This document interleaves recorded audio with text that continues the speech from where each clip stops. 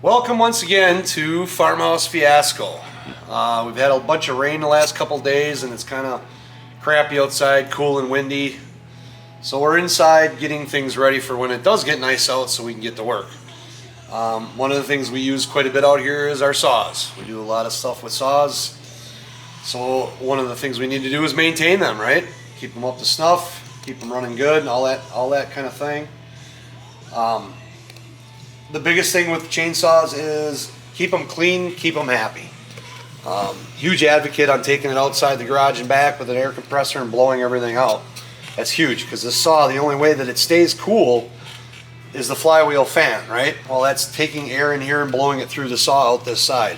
If this is all full of fur and nastiness, it ain't gonna cool. I've seen a lot of times that oil caps leak and it starts actually pulling the oil into here, and that just collects it then. Next thing you know, your saw is running way hotter than what it should be. So keeping it clean is huge. Also maintaining it. I typically do a fuel filter, spark plug once a year, and the air cleaner, you do that in between blowing it out. When it starts to look like a dirty diaper, you need to change it. If you wouldn't breathe through it, don't make the saw breathe through it. Important, right? And you can see this one here is probably, it's got a session of cutting on it. So it's not super clean, but it's in pretty good shape that way. This is a happy little 362. It's one of my favorite work saws. It's not a screamer, but it does the job and it does it well. Do enjoy this saw. Got it set up with my little laser pointer on there so I can see from the tip to the laser on the end of the log. About 24 inches I got it set at because that's the mouth on my splitter. Does work pretty well. There's a lot of other ways of doing it. I found this to work the best. I also go ahead and I get myself a little grip for baseball bats. 2 mil, makes a nice handle to grab. Not so hard, not so vibraty, you know. Gives it a little dampening, if you will. Do that to quite a few of my saws too. Makes them more comfortable. So fuel filter once a year, spark plug once a year, air cleaner as needed. Keep it clean, keep the air blowing through it. The other thing you want to do is keep your kitchen clean. I call this the kitchen. That's where the work's getting done. Every time you swap out your chain, pull this all apart, scrape it out, clean it out, wipe it off. One of the most important things on a chainsaw is the mating surface on this to your saw to your cover. The cleaner that is, the happier that saw is going to be as far as keeping that chain where you put it and not be moving around on you. Another huge thing is get your channel cleaned out. Tools like this out there in the world just scrapes the channel, gets all the boogers out of there. The other thing is also keep your oiler port clean. See that crap in there? That is no good, because that's where your saw is injecting the oil into the bar to carry it down with the chain to lubricate. Chain also has, if you get in here, you can see those little tiny dimples. That's to hold the oil and carry it down the chain and not let it fly all over the place. So important is keep your bar clean, keep it free of debris, then your oil will go throughout your bar and stay where it's supposed to stay. All important stuff. One of the most important things on a chainsaw is the thing that does the cutting, which is the chain, right? Well, keeping that sharp is not as difficult as it may seem. So we're going to talk about that for a hot minute. There's a lot of ways you can do this. I prefer old school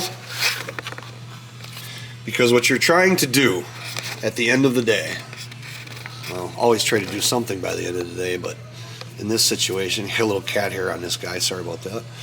What you're trying to do here is if you look and you see this part of the tooth right there, that's what does the cutting, is that tip. It's like the knife on the chain, right? And this guy here is the guy that keeps this chain from going too deep into the wood. So there's a relationship here between this and this. So as you sharpen this chain, you'll see that angle will start to go back. This raker's got to be with it, otherwise this chain ain't going to cut. But you also can't go too far in the raker or you'll expose too much of the tooth and your saw will not be able to pull it through the wood. It simply won't have enough power and and that's it. So it's a very important relationship. But when you're sharpening a chain, hopefully you haven't run it to oblivion and put it through a rock or a nail or anything like that and really tore it up. But you're trying to get that tip back. And you're trying to maintain that fisheye because that's your cutter, right? Think of a box cutter, single blade box cutter. That is one tooth doing the cutting, right? Here you've got a whole bunch of them in a row, and each one of them is like a box blade that's going to go through that wood, blocked by the raker to keep that relationship happy so your saw will actually cut the wood. All right, I like to do it old school with just a regular file. Obviously this is a certain size tooth, so this needs to be a specific size file. I got myself a little cheat sheet here, 3/8 Pico little saws, intermediate 325s and 3/8. 3/8 is 13/64. That will maintain that fisheye and give you a perfect tooth, right? As you can see, you lay it across here. This is a 30-degree RS chain, RSK I do believe. So I'm going to pull this through the tooth to create as nice of a tip on there as possible. Continue to go through it until you can see that you've created a very, very sharp tooth. You can mark your chain and put it wherever to keep track of what you're doing. I personally like the tie strap because it ain't going anywhere, it'll always be there. Or you can take and color your tooth with a little bit of Sharpie, that works too. But you're going to start on this tooth and you're going to try to do the same amount of strokes on each tooth throughout your sharpening so that you're maintaining a relatively same size teeth as you go through it. And then when you get that side done, you flip the saw around, do the other side, and try to keep them the same so that you don't have a right and a left tooth bigger than the other, because then your saw will do weird things, banana cut and stuff like that.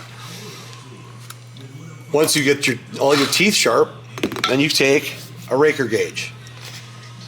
What this is going to do is lay across the tips of the tooth. The raker is going to stick through here and you file it till it's flush. That means you've maintained the 25 thousandths relationship between this guy and this guy.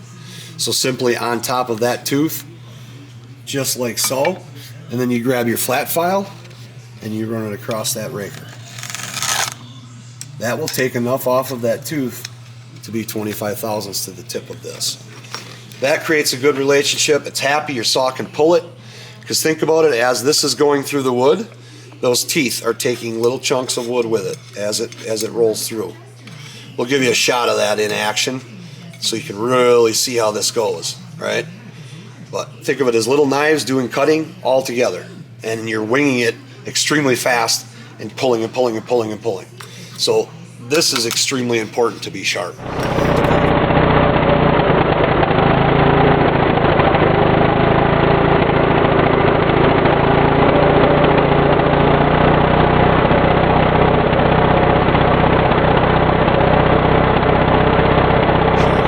Debris-free, oiling, happy, and like butter, right? It's like butter. Tension-wise, Grandpa told me 11 years old. He says, middle of the bar, pull up on the chain, you should be able to just pull the drivers out as you're picking the saw up off the bench. Just like so, right? No droop on the bottom, and happy, happy. Go behind the tooth and spin it. Beautiful, right? That's a happy chain. And the saw isn't going to have to work hard to turn it. That's exactly what you want. There's other ways of doing this. A lot of people like this little guy here. Steel makes this 3-in-1. So this will do the tooth and the raker all at the same time. So you set up your relationship to how your saw is sitting, right? So clearly we're not that way, we're the other way. Flip her around, there's that. We go here. That's what they're telling you here. This goes this way. And then you find your tooth, you put your tooth in the file there, keep this straight, and go straight across, maintaining this angle, because that's 30 degrees, just like so. This will do the tooth and the raker together and keep that 25 thousandths relationship. So you're going to go through all this way, and then you're going to turn the saw around and turn this guy around and then go this way, right? Always maintaining this to this. Perpendicular, I guess they call that, right? I don't know. I skipped a lot of those classes. But bottom line is you're pulling through that tooth to give it that nice, happy tip. All right? Makes sense? However you do it, once you get good at it, it goes really fast. And you can do it out in the in the woods and get your chain back up to snuff real quick.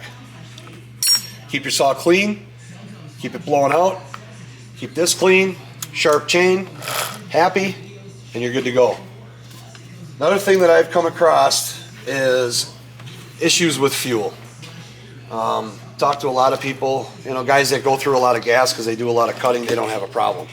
Guys that do intermediate cutting or their saws sit for a while, summertime, a lot of us don't cut a lot when it's 90 degrees out because it's awful. The saws will sit, right? Well, you get some problems once in a while with regular gas. It causes issues. You got to do non-ethanol, it's a must. But I have found best case scenario is a good canned fuel. My local guy, this is what he carries. The stuff is good, it works, it's effective. I buy it in the 4-stroke because that way I can use in my generator, use in my wood splitter, anything that sits for any period of time. Instead of destroying the carburetor, it will maintain a good carburetor debris free when it evaporates is the key. That keeps things clean. Clean is good, especially in a fuel system. So I run that. I like Red Armor oil. I've tried a lot of different oils. I really like Klotz, but Klotz can be super hard to find sometimes. So this stuff seems to be really good. Does a good job, burns clean, doesn't carbon the exhaust ports closed on you and start losing power and stuff like that. So I run this with the VP gas and my stuff stays super happy. Super consistent, runs the same, starts the same, does the job. Keep your saw clean, keep it sharp, run good gas, run good oil, and your saw's gonna work and work and work and work. Nothing better than a nice cool morning and a sniff of 2-stroke in the air and a little diesel fuel, right? I find that taking care of things and maintaining things properly gives you a better result, makes the job go faster, makes you get the work done faster, so you can move on to the next situation or job or task or whatever else is on fire and blowing up, right? It's important to stay on top of things, especially out here. You end up with a lot of mouths to feed when it comes to machines. The more you put into it, the more you get out of them. So that's my little chainsaw speech for today. We'll get into it further as we do different things and run different saws and stuff like that. Got a lot of different projects that I want to do. I want to start cutting boards. Recently acquired a big saw. This guy here, an old 84. That's going to make some planks for us, I do believe. I want to rip some boards. Do it old school in Alaskan mill, the aluminum ladder.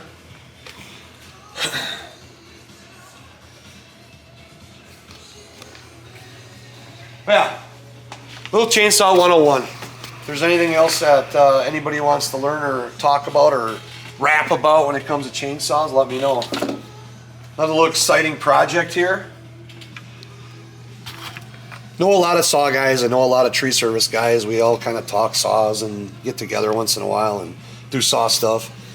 One of them had this saw here, got run over by a skid steer. And the case was good, and I thought, cool, got it for a song and a dance and bought some parts and figured we'll rebuild them.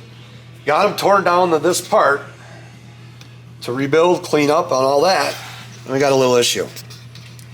Must have sat in the back of the truck and took on a little water, and the rod bearing is a little notchety, gravelly, not real happy.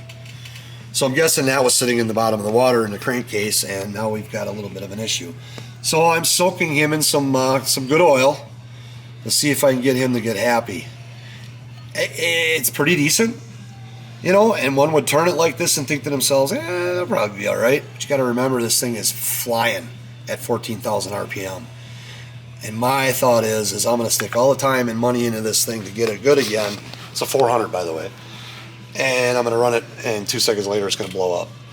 So we're going to soak that for a while and see if that gets any happier to where I feel confident and see what happens. But we'll learn more about him as he progresses.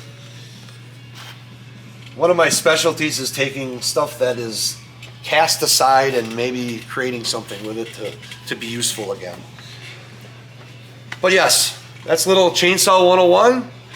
we'll talk more about some more of that kind of stuff as we go, but just thought I'd give you guys a little taste of what we do out here to keep our machines up and happy and running strong. Thanks, and we'll see you next time.